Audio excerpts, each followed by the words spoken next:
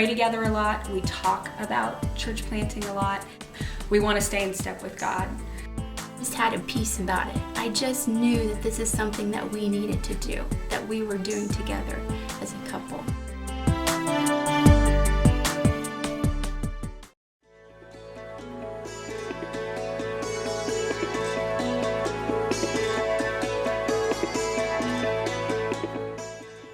Gradual, God, is this you? I very clearly remember being in a women's Bible study, and we were doing the study of the patriarchs, and it was about Abraham and his call, and it was God just kept confirming over through his word, which, I would say is the main vehicle that God has used in my life to speak to me to confirm his calling is in his word. I would also say that we sought out people that know and love us well and asked them, is this a good fit? And I would say it was both of us feeling that call together. First was sparked in his heart, but he wouldn't have made that move if I'd have had a huge caution about it, because that's how we operate. The more I retreated and spent time with the Lord, and the more I surrendered my life and my dreams and what I wanted for the future necessarily, and really sought what he wanted for me and our family and why we were here at a church plant, then I knew this is what I was supposed to do. There is this peace inside of me that I have never felt before in my life, and I would not change it for anything in the world. And I just remember mopping the floor on my hands and knees and listening to Moody's Pastor's Week and feeling very much convicted that I was holding my husband back. And didn't think I'd get emotional about it, but just remember thinking I need to let go here. God was leading us and leading me too in that part of that calling. I'm in charge of children's ministry, and I develop the curriculum for them, leading the women's Bible study. Look for ways throughout the community that we can get our name out. I really enjoying it more than anything.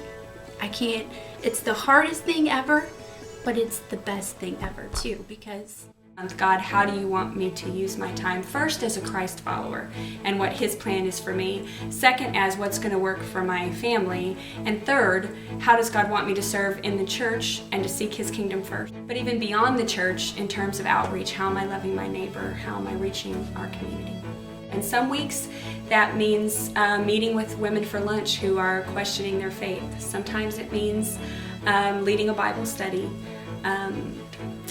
This morning I went to a Moms in Touch group in our public school to pray for the kids in our school. This Friday I'm painting someone's living room who's a Hindu Indian friend that I have as an outreach. I am in a cooking class with Asian women as an outreach. So I think my life isn't...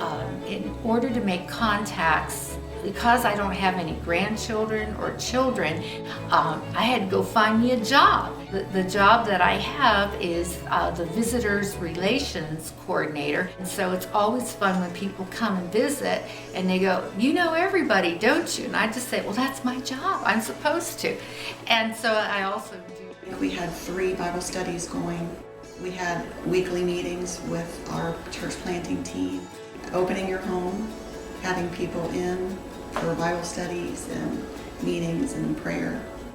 Planning worship, once we started having services, there's that setup and the facility needs and requirements and just time spending with people, outreaches. So we were busy. To see people come to know Christ for the first time, whether they're children or adults. But people came to Christ. What about reaching people for the Lord? Encouragement would be to pray.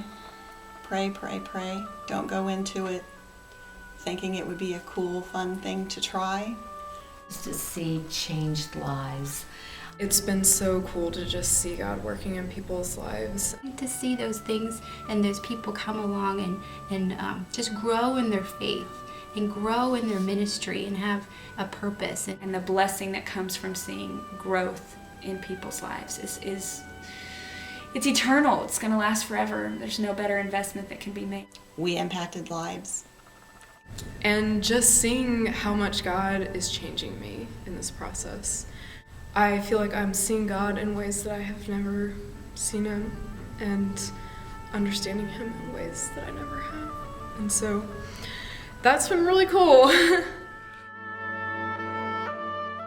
When every car you see pull in the parking lot is a bright spot, every car that pulls away is like, a knife in the heart. I would take a look and see who was there and who wasn't there that week, and I would cry inside. There have been a moment or two in intense frustration where I have said, I am so done. I didn't really mean it, and he knew I didn't really mean it. But there have come some times when things have gotten hard.